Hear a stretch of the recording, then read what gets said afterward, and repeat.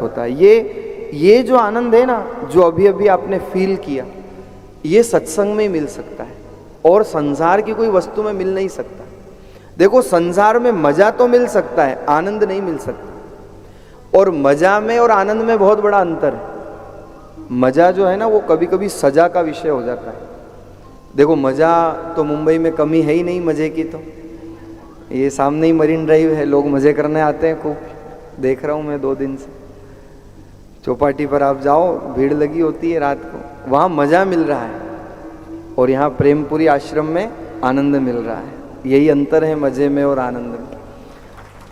अब देखो, मजा जो है ना, वो शाश्वत नहीं है और मजा कभी कभी सजा का विषय हो जाता है। क्यों?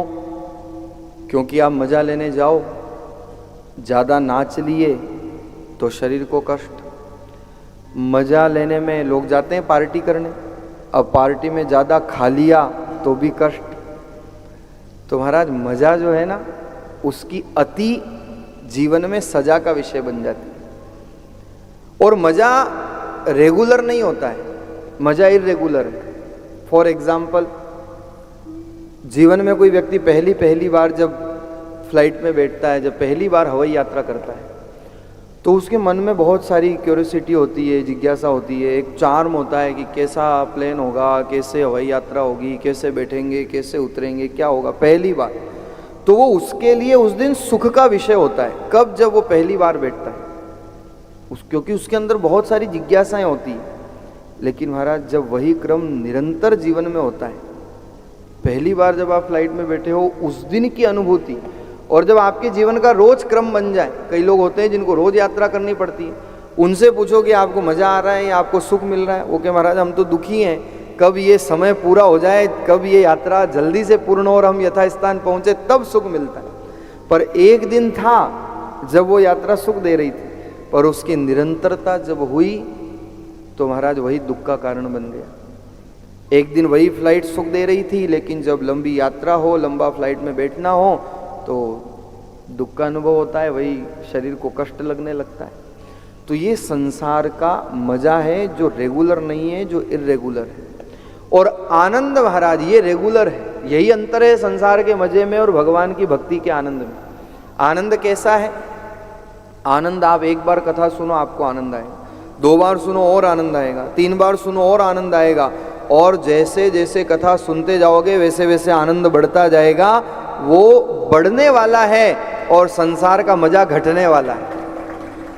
ये जीवन का प्रैक्टिकल है। संसार का मजा घटने वाला है और जीवन का आनंद महाराज बढ़ने वाला है। क्यों आनंद बढ़ने वाला है? क्योंकि आनंद स्वरूप भगवान स्वयं है। अब मुंबई की किसी गुलाब जामुन की दुकान पर जाकर के आप कहो कि भैया हमको कपड़ा दे दे, तो गुलाब जामुन वाला कपड़ा कहाँ से देगा?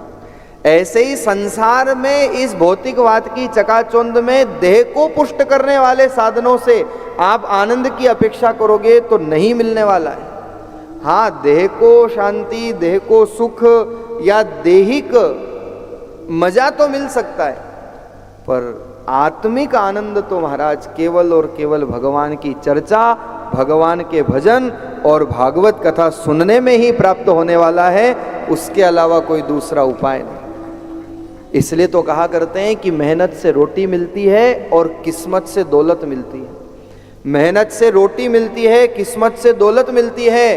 पर मैं तो यही कहूँगा कि आप लोग इस मुंबई महानगर में भी रह करके बहुत सौभाग्यशाली हो, क्योंकि आपको इस नए साल पर भागवत की कथा मिल रही है, भागवत की कथा मिलती है।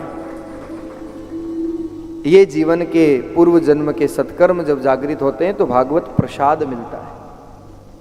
तो महाराज कहने का भाव ये है, आनंद जो है वो सत्संग में, भगवान के भजन में, जितना भगवान के नजदीक जाएंगे उतना आनंद बढ़ता जाएगा। और दूसरा कोई उपाय है भी नहीं आनंद को प्राप्त करने का, क्योंकि आनंद स्वयं भगवान है। तो जो स्वयं आनंद है वही तो आनंद देंगे। गुलाब जामुन वाला कपड़े नहीं दे सकता, कपड़े वाला गुलाब जामुन नहीं दे सकता। ऐसे ही संसार की वस्तु आनंद नहीं दे सकती। जो आनंद स्वरूप है वही आनंद दे सकते हैं। और इसलिए स्वामी रामचरण जी महाराज, जो रामस्नेही संप्रदाय के आद्याचार्य हुए, उन्होंने अपनी वाणी में लिखा कि जो सुख है सत्संग में सो नहीं दूसरी ठाम। ठाम कहते हैं जगह को। जो सुख है सत्संग में, सो नहीं दूसरी ठाम। हरि चर्चा श्रवणा सुने, और मुख सु उचरे राम।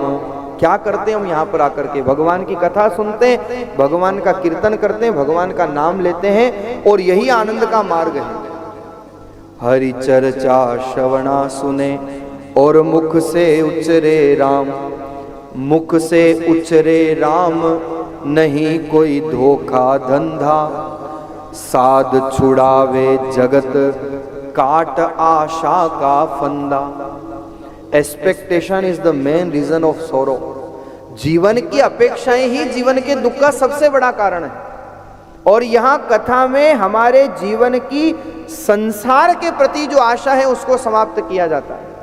इसलिए स्वामी रामचरण जी महाराज कह रहे हैं, साध छुड़ावे जगत, काट आशा का फंदा। राम चरण आनंद अति। हम तो थोड़े आनंद में आनंदित हो जाते हैं, लेकिन सत्संग कथा तो अति आनंद देने वाला है। राम चरण आनंद अति। अति शब्द का प्रयोग कहाँ होता है? जहाँ बहुत प्रचुरता होती है। राम चरण आनंद अति, निर्भय आठों याम। एक समय के लिए नहीं, आठों याम, 24 घंटे। राम चरण आनंद अति, निर्भय आठों याम। और जो सुख है सत्संग में, सो नहीं दूसरी ठाम। बहुत स्पष्ट लिखा है, जो सुख है सत्संग में, सो नहीं दूसरी ठाम। इसलिए तो कहते हैं महाराज, न खाने खिलाने न पीने में है। न खाने खिलाने न पीने में है, न किस्से कहानी सुनाने में है। न खाने पीने न पिलाने में है, न किस्से कहानी सुनाने में है। अरे जीवन का असली आनंद भागवत कथा में डूब जाने में है, भगवान की भक्ति में डूब जाने में है। संसार का खाना पीना घूमना थोड़े समय का मजा देगा, पर भगवान की भक्ति शाश्वत आनंद प्रदान करेगी। इसलिए भगवान को आनंद स्वरूप कहा गया है। अब महाराज आप कहोगे कि क्या मजा और क्या आनंद में अंतर है? अब देखो, आपके पास इतने सारे रंग फिर भी आप दुखी, हमारे पास एक रंग फिर भी हम सुखी। हाँ देखो, आप कितने सारे रंग पहन करके आए हो। पर माता बहनों के जीवन की दो बड़ी समस्या है, दो प्रश्न रोज सामने हैं। एक तो पहने क्या और दूसरा बनाए क्या। बताओ, इसी में जीवन निकल जाता है। अब इतने सारे रंग है, पर सुबह उठते ही आज पहने क्या, कौन सा रंग पहने। अब हमारे ये झंझट ही नहीं, हमारे तो एक ही रंग आजीवन परमानेंट। इसलिए नो न्यूज गुड न्यूज, कोई झंझट ही नहीं। यही संतों की मौज है, यही संतों का आनंद। और इतने सारे खाद्य पदार्थ बनाने के लिए भगवान ने दिए, पर सुबह रोज उठते ही प्रश्न, आज बनाए क्या।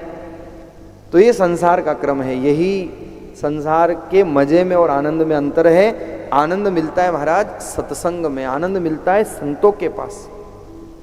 इसलिए तो कहा है, कोई तन दुखी, कोई मन दुखी, कोई चिंताग्रस्त उदास, थोड़े थोड़े सब दुखी, एक सुखी राम के दास।